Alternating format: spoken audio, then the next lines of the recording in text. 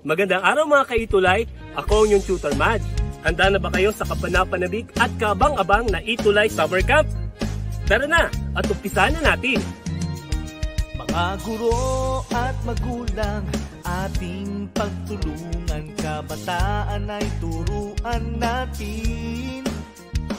Kahit na nasa tahanan, pag-aaral ay tutukan, oras at kasanayan ay ilaan. Sulong edukalidad, magbago man ang panahon, ipagpatuloy ating layunin, patatagin ang edukasyon. Itulay ang gabay sa pagkatuto, itulay edukasyon itatawid sa iyo, itulay paaralan di lalayo sa iyo, itulay sa makabagong panahon, itulay para sa kabataang Pilipino.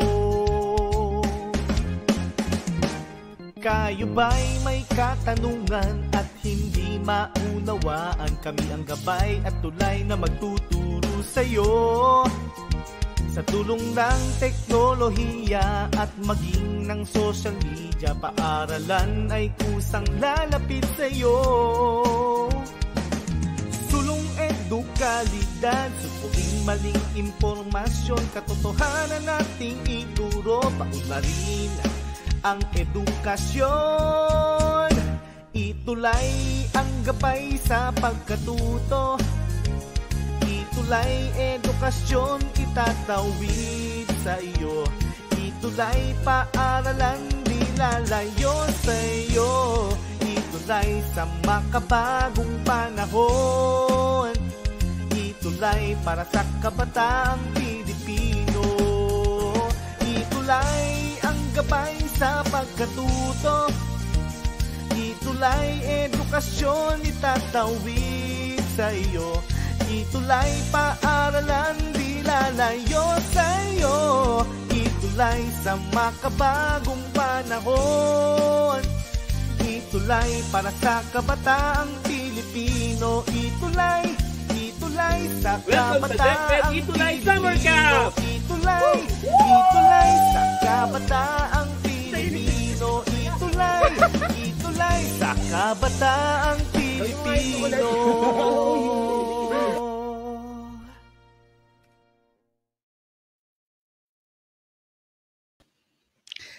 Good morning sa inyong lahat. Welcome sa ating 6th episode ng UK Jamming at nandito na ang aking kasama. Let's welcome UK Camper Zion. Hello. Namiss niyo ba ako? Yes. Yeah. Kamusta Zion?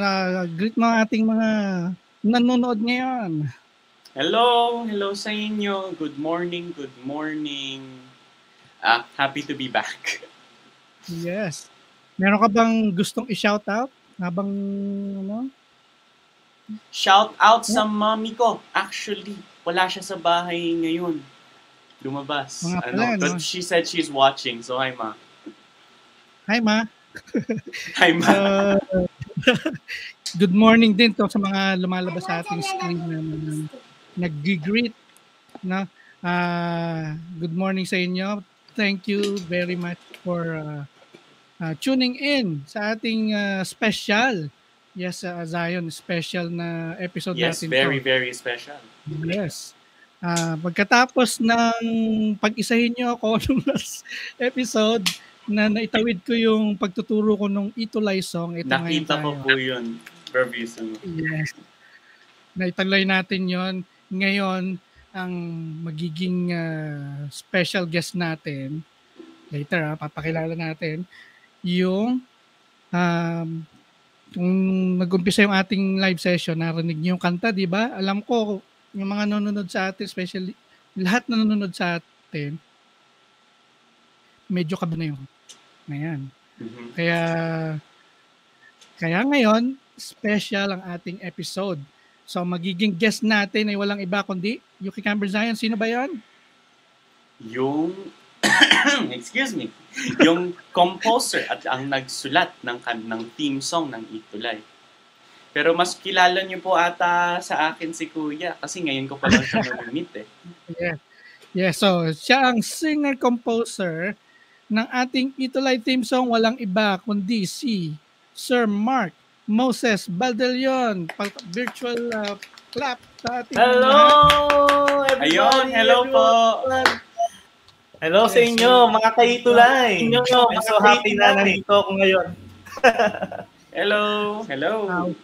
Yan, natuloy din sa Yes. Sobrang happy ko kasi may kasama na ulit ako ngayon. At syempre, happy kami ni Zion dahil kasama namin ng syempre kung hindi magiging less ang kulay ng Itulay online tutorial kung walang theme song. At yun ang bigay kulay. Salamat. Yes. Program.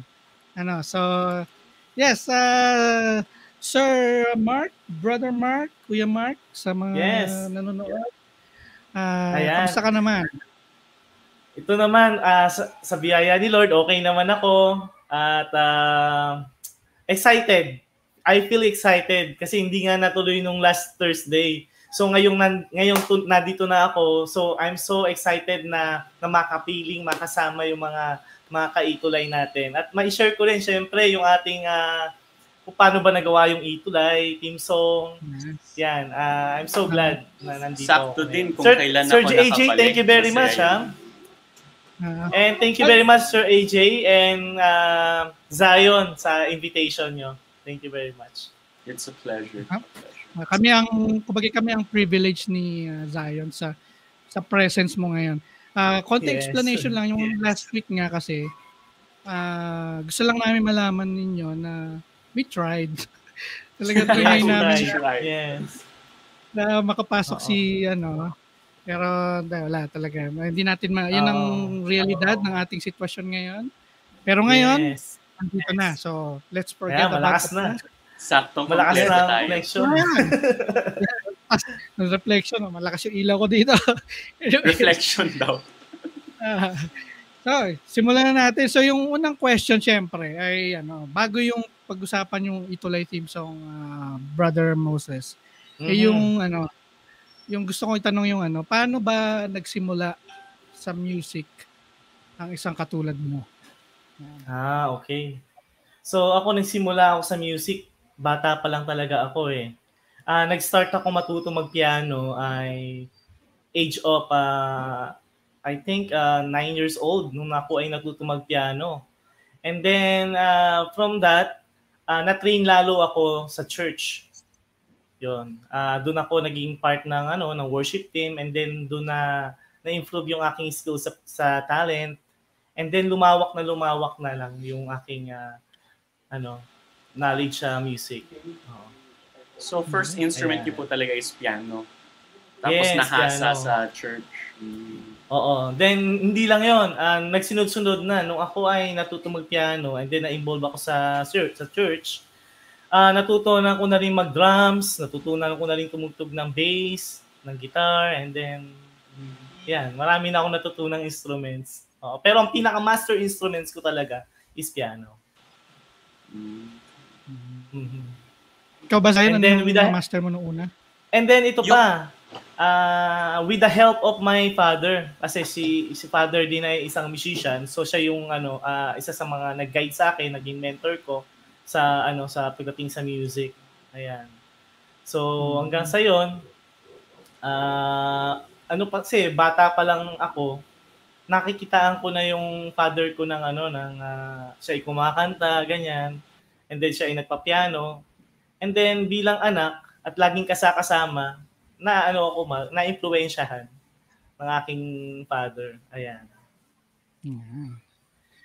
So, malaking influence sila kasi musician nga yung father mo, no? Yes. Kanina tinatanong ko rin si Zion kasi medyo may similarity kasi yung pagka nyo sa music kasi bata pa lang kayo. Di ba Zion? Ilang taong ka nung una ka natutong tapos ba yung ukulele, 9 years old. Kasi yung mommy ko, yung nanay ko, siya yung unang gusto matuto mag-ukulele. Tapos parang we talked about it. Tapos gusto ko na rin mag-ukulele. And after years, tinuloy-tuloy ko lang yung pag-aral and now we're here. Diba? Nice. So, yun, Sir Moses, so ibig sabihin, dahil nga musician yung may talaga na-influensyahan ka at hindi ka pinilit, tama? Hindi ka pinilit. Yes. Hindi ako pinilit. Oo. Nice. Sana ganun din talaga yung aking... pag young nag-start, no? Pag bata mag-start mag-music, they'll ako medyo really learn to pinipili love. kasi yung ko eh. So, anyway, so yun. So, since then, pagkatapos noon, parang inikwento ka rin, Sir Moses, na nung marunong ka na, nagtuturo ka na rin ng mga instruments sa mga schools, tama ba? Yes. Actually, ako ay, nung wala pang pandemic, meron akong dalawang school na pinagtuturuan ng Rondalia. Actually, I'm a Rondalia teacher. And then, meron akong school, yung Pila Central School sa Pila Elementary School at saka itong Lamot Main Elementary School. Ayan. Yan yung dalawang school na pinagtuturuan ko ng Rondalia. And then, marami akong estudyante. Doon sa isang school, almost 50 students yung aking tinuturuan. Tapos dito sa Lamot Elementary School, medyo maliit pa lang kasi to, mga 20 student. Maliit na po yun, yung 20. Malamang nanonood sila ngayon baka gusto mo i-shoutout sila. Oo. Shoutout sa lahat ng mga estudyante ko sa Central Elementary School ng Pila. And then sa Main Lamot Elementary School. Hi everyone, nandito si Sir Moses. Yeah. Hello sa inyo. Hello. Hello sa inyo. Tutuwa kayo. Okay, so after nun, ito na yung pinaka-anong question. Ngayon, dahil naririnig ka na nga namin sa tuwing may infomercial lang Itulay, tuwing nagsisimula ang sessions ng bawat tutorial, naririnig namin ang iyong boses, yung kanta. So, ang tanong namin ni Zion, boses, paano ka napasok doon? Paano mo nakuha paano ka na-involve dito sa Itulay? Okay, Itulay Team Song. Actually, ito ay with the help of my wife and of course with the help of Sir Mark Anthony C. So, nung bago pa lang nagsisimula tong Itulay, naisipan talaga na gawa ng team song. And then salamat din dahil naging part din ako ng DepEd TV music team. So nakilala ko si Sir Mark and then tumawag siya sa akin na kailangan ngang gawa ng team song itong ating Itulay. So hindi ako nagdalawang isip. At talagang ginrab ko na yung opportunity na ito na gawan nga ng team song. So ayun, hanggang sa magtuloy-tuloy na. Actually, ginawa ko lang yung kantang ito ay isang araw lang. Talagang sa sobrang inspired ako at saka on mood yung feeling ko na gumawa ng kanta, nagawa ko agad siya ng mabilis. And then nag-gather ako, nagtanong ako sa mga kakilala kong TV and of course my wife, Teacher Jane, nagtanong ako sa kanya kung ano ba yung mga gagawin sa Itulay. And then doon ako nakakuha ng concept. Doon ako nakakuha ng idea para mabuo yung kanta. Kaya ayun, salamat kay Sir Mark C sa mabigyan ako ng opportunity na magawa tong Itulay theme song. And I'm so thankful. Ayan, hanggang sa inareglo ko na rin siya. Ako na rin yung pinag-areglo ni Sir Mark. And I'm so enjoying. No? Ang saya. Pag na-inspire ka lang tapos ang bilis dumating nung kanta. Ang sarap. Oo, kasi ang mahalaga sa songwriter, bilang isang songwriter, yung nasa mood ka. Oo. Kasi kung pilit yung yung pakiramdam, yung yung mood mo na gawin yung kanta, mahihirapan kang matapos 'yon. Or hindi mo talaga makagawa ka man, hindi maganda. Kaya talagang importante bilang isang songwriter, inspired ka, tsaka talaga nasa mood ka para gumawa ng kanta. Ayan. And the rest is history. So yan ang ngayon yung history. Yes. Kasi nung narinig namin yung kasi in-introduce sa amin yan, yung nagpasukan na kami mga bagong tutors na yan, may song tayo. Which is, bukod sa cool yung kanta, talagang napaka-angkop ng lyrics. Talaga, swak na swak talaga. Kaya sa tingin ko kaya siya naging successful sa, okay na song. Sabi ko nga, pwede kong i-request mo yan sa Billboard 100, request na namin itong song. Masaya yun. Diba? So, yun. Yan. So, ngayon, siyempre, ang sunod na question ay, ito na, manggagaling na sa kay Zion. So, Zion, take it away. Yes. You mentioned rin na yung, tanong ko lang po sana, what's your songwriting process? Kasi songwriter din ako, as baka alam ng mga iba ditong nanonood. So, ask ko lang po, what's your process? Paano po kayo nagsusulat ng kanta? Nakaupo, nakatayo? Magandang tanong yan, Zion. Oo. Kasi ang process, actually, ang pinakang importante sa paggawa ng kanta, nasabi ko na kanina, yung nasa mood ka na gumawa ng kanta. And isa pa, yung gagawin mong kanta ay na-experience mo personally. O yung kung ano yung na-experience mo, yan ang pinakang mahalaga. And then, ang process ko, unang-una, yan nga, dapat nasa mood kang gumawa ng kanta. Pangalawa, dapat kasi maraming mga songwriter na iba-iba yung inuuna. Minsan una yung lyrics, minsan una yung paggawa ng music. So ang process ko, una music muna. Oo.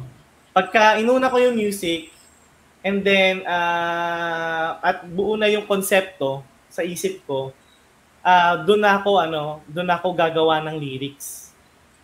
Okay. Natutugma doon sa melodiya ng music na ginawa ko.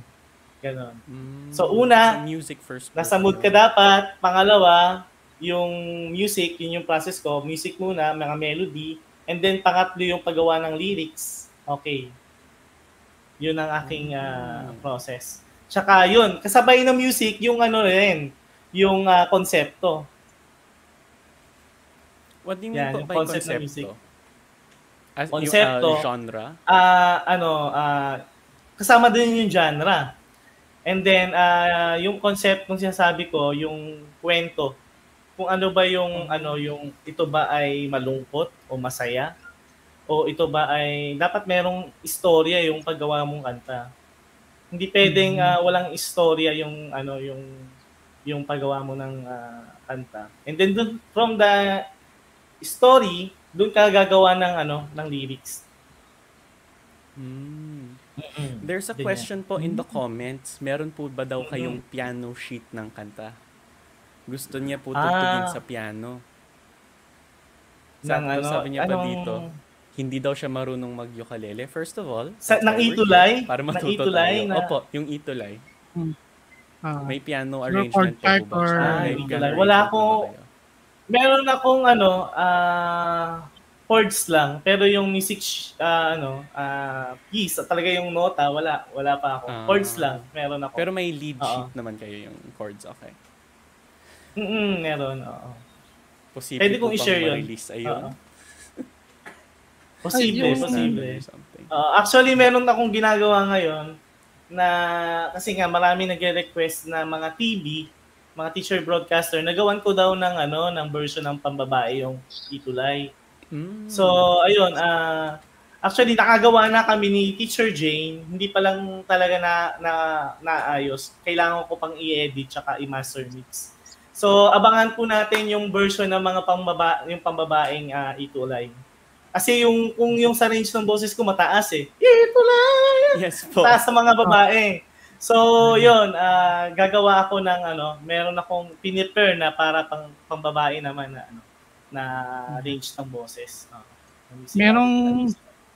Meron tanong si Joshua Passion. Sabi niya, ano raw po ang nararamdaman ninyo kapag naririnig niyo po yung sariling compose niyo na kanta? Syempre, sobrang, hindi ko ma-explain, sobrang saya. I'm so very, glad na marinig yung sarili mong kanta. Pero hindi lang ito yung una na naranasan ko yun. Meron akong 2 song na talagang na-air, na-publish, saka na-air sa radyo. And then, sobrang, napakasarap sa pakiramdam nun. Isang yun, kumbaga ay dream come true. Na marinig mo yung kanta mo na ini-air sa TV, sa radio. Ayan.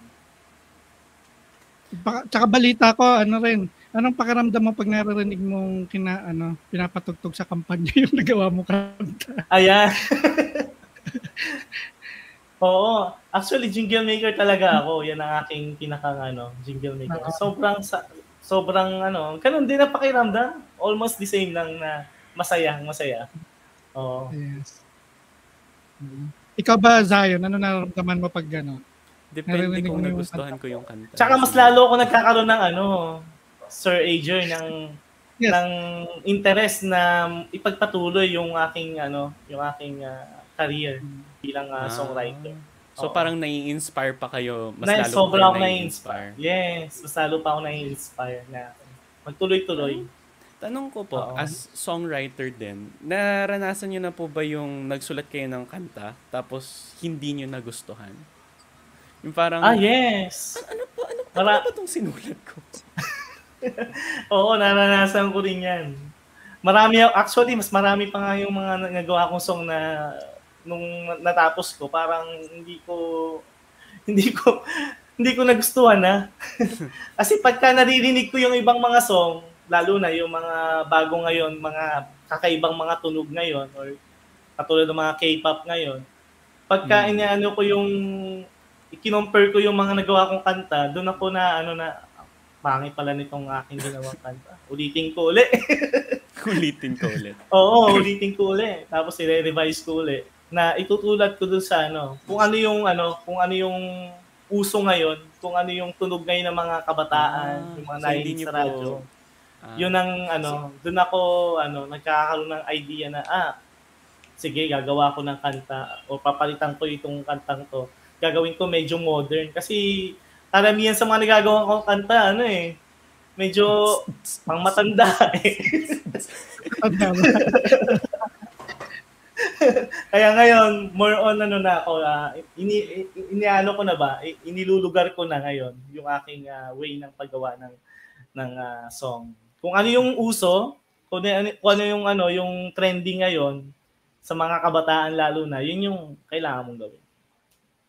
Yes. Oo nga.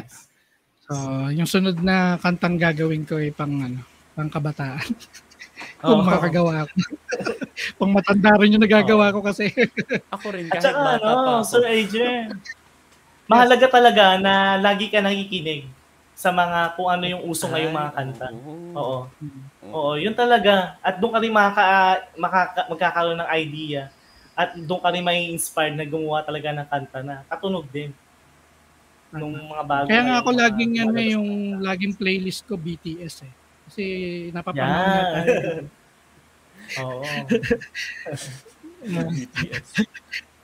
Yes, Zion, meron ka pang alam ko meron ka pang gusto itanong. Marami po bilang isang excellent na composer, marami pa po akong mga tanong. Actually I have a question. You mentioned po na dapat pinapakinggan yung mga uso ngayon. Pero ano po yung mga music na gusto nyong pakinggan? Modern music ba? Or oldies? Ano pong type yung music? Ako, ang pinakang gusto kong genre ngayon ay yung mga yung mga Korean, yung mga BTS. Na-enjoy ako kasi ang ganda ng ng musicality As in, dito sa Philippines, yung mga medyo mababagal na mga songs, Moira, yung mga kanta ni Moira. Tsaka, kung banda naman, Ben and Ben, yan, yun yung mga favorite ko, na pinapatindog ko lagi, pinapakinggan ko. So, lalo na yung Ben and Ben, the way na magawa sila ng mga songs, talagang ang ganda. Talagang yung mga wordings na ginagamit nila, mga lyrics, talagang ang ganda ng At yung isang member ata doon ni anak ni Sir Arnel. Yes. Oo. Ayan. Member ng Ben. Yes. Yan. So, ito, huling any tips daw ba para kay Joshua Passion din? Ito isa sa mga masugid nating taga-panood. Any tips daw po ba para sa kabataan na nice din maging katulad nyo? Ano po ba ang sikreto nyo para maging mahusay? Buti tinanong mo yan, Joshua, para hindi na ako magtatanong. Kanina pa. Oo. Okay. Ako, ang pinakang sikreto sa pagiging isang songwriter, wag kang susuko na gumawa ng kanta. At kung makagawa ka ng kanta, hindi mo kailangan itago sa baul.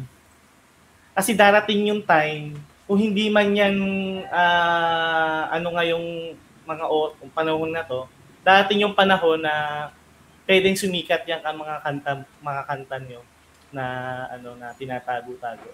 Kasi, alam mo, pagka gumawa ka ng kanta, may purpose yan eh, kung bakit mo nagawa yung kantang yan. At meron ding dahilan. Darating yung time na pwedeng sumikat o pwedeng makilala yung mga songs na ginawa ninyo. So, wag kayong titigil sa pagsusulat ng kanta. Tuloy-tuloy lang. At wag kayong lalo na yung sa mga sumasali ng mga songwriting composition,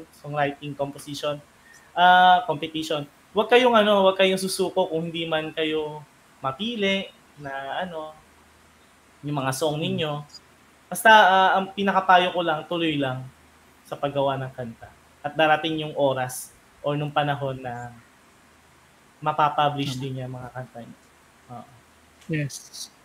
Sa amin dito sa Ituloy, meron kaming common na laban lang pag para yung parang try namin na tumuloy.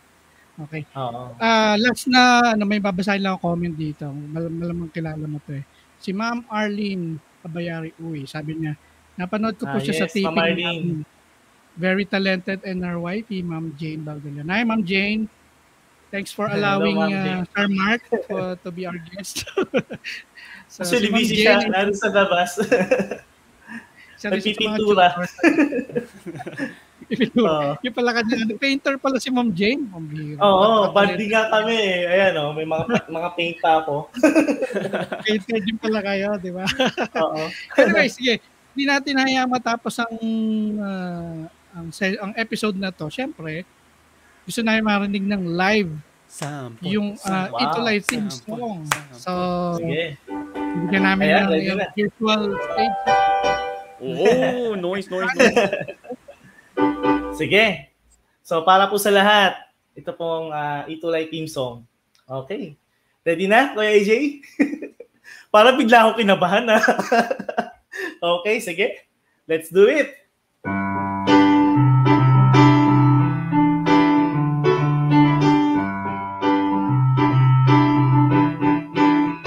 Mga guro at magulang, ating pagtulungan, kabataan ay turuan natin.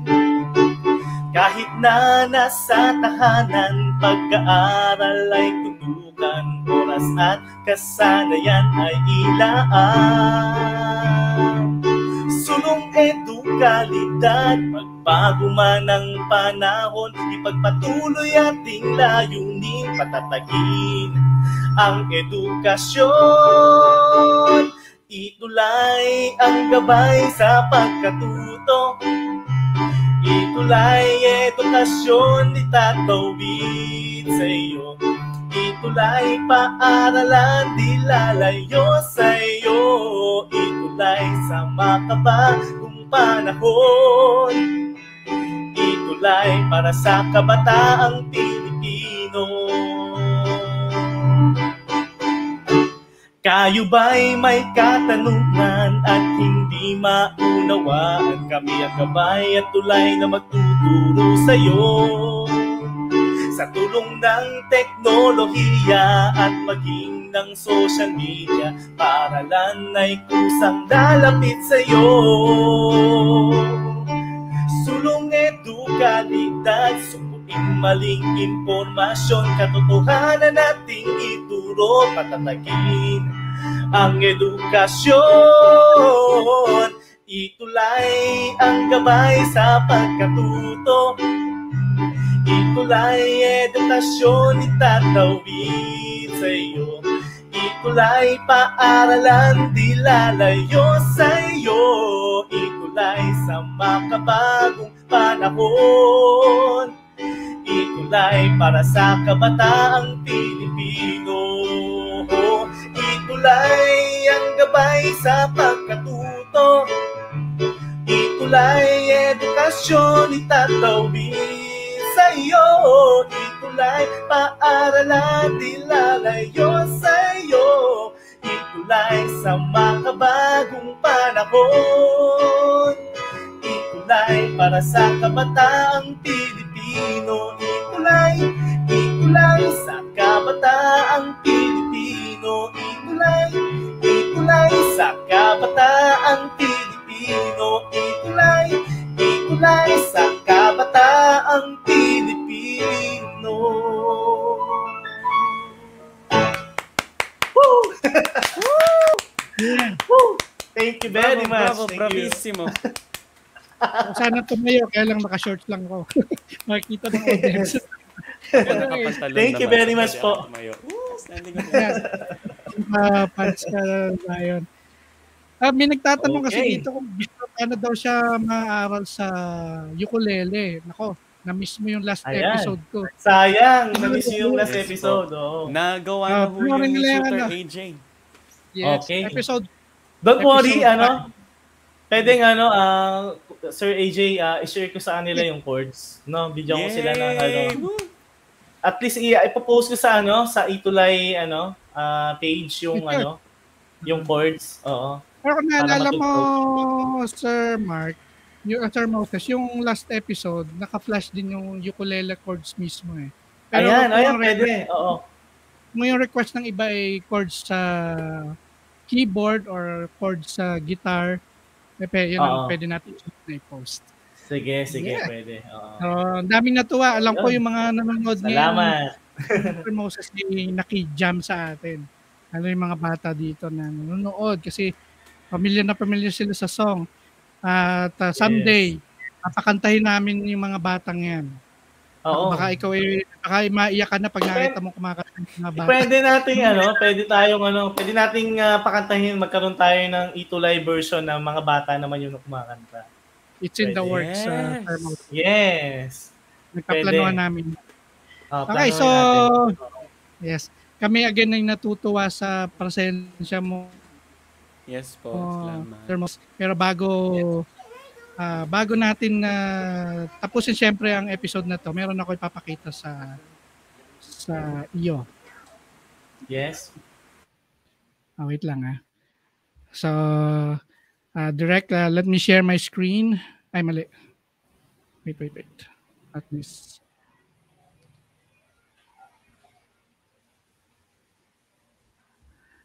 Wait lang i-set ko lang yung aking meron akong surprise sa'yo Wow. Surprise talaga yun. Surprise! May surprise? Isa pang surprise. Salamat. Surprise. Ganun lang Surprise! Na-surprise po ba kayo? Sige. Lang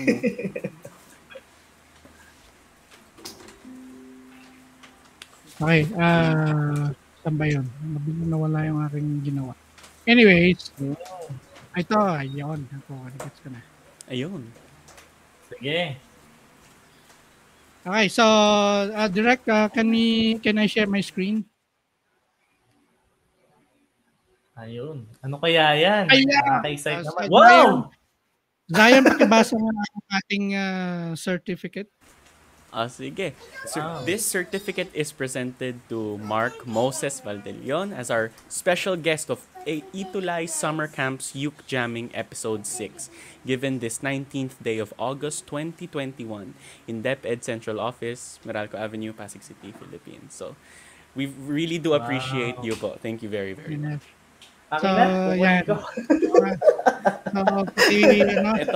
po. Okay. Ito na po. We truly appreciate yung pagpapaunlak mo sa amin, sir.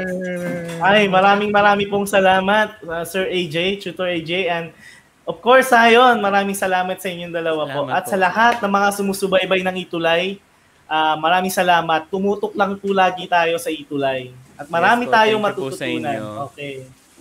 Yan. Yes, maraming salamat. So, ito yung second to the last episode ng Itulay Summer Camp. Matatapos na tayo. Pero huwag kayong malungkot. Kasi siyempre, coming school year, September 13 ay mag-uumpisa ang bagong school year ng Itulay. Okay? Pero yung last episode, Yuki Camper Zion at saka Brother Moses, special din kasi meron kaming special guest. So, hindi ko muna sasabihin i-reveal later sa mga susunod na araw. Unti-unti ko i-reveal ko sino yung special guest namin. Ako rin ay nagulat na hindi ako makapaniwala na maigi-guest ko siya. Kasi medyo sunod, kapantay mo yung Brother Moses na sikat eh. Salamat. Pakilala ko yun excited na ako. Yes, nakaka-excite ako. Pare-pareho tayo excited. Kahit yung nakausap ko na yung magiging guest ko, na-excite din siya na magiging guest siya. So, anyways. So, that's it for Itulay Uke Jamming, Itulay Summer Camp, Itulay Jamming, Uke Jamming, Episode 6. Di natin napon na. So, any last word, Brother Moses? Ayan, ang last words ko, bilang songwriter, tuloy lang tayo sa paggawa ng kanta. Yes, marami tayong madidiscover pa. Oo. Ayan, maraming salamat sa lahat ng mga tumutok. At hindi lang ito yung huli, siguro marami pang pagkakataon para ma-share ko yung kung ano yung binigay sa aking talent ni Lord, ay ma-share ko pa sa inyo. Amen. For sure. Maraming po salamat. Oo. For sure, Brother Moses, makakasama pa rin namin ikaw. Okay, salamat. Sa mga susunod na episode natin. Ikaw, Yuki Camper Zion, any words? Last before words? We go?